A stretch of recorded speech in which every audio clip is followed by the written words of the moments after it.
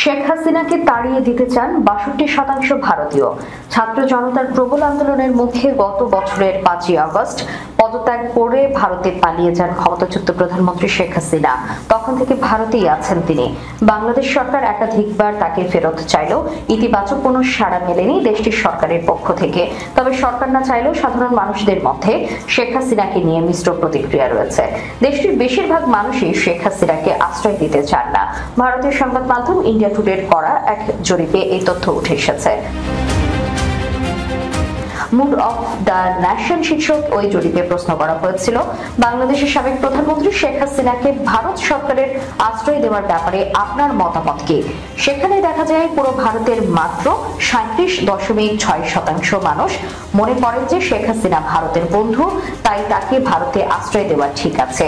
উত্তর পূর্বাঞ্চলের মানুষের মধ্যে এই হার আরো কম, মাত্র 23%। অর্থাৎ বেশিরভাগ ভারতীয়দের দাবি তাকে দেশ থেকে তাড়িয়ে দেওয়া হোক। জরিপে দেখা যায় উত্তর পূর্বাঞ্চলের 55% মানুষ মনে করেন তাকে বাংলাদেশে ফেরত পাঠানো উচিত এবং বাংলাদেশের বর্তমান সরকারের সঙ্গে সম্পর্ক উন্নয়ন করা উচিত। এই মন্তব্যের পক্ষে সমর্থন জানিয়েছেন ভারতের 21.1% মানুষ। আর দেশটির 29.1% মানুষ মনে করেন শেখ হাসিনাকে বাংলাদেশে না পাঠিয়ে অন্য দেশে পাঠিয়ে দেওয়া উচিত। এই বক্তব্যকে সমর্থন করেছেন উত্তর পূর্বাঞ্চলের 16% মানুষ।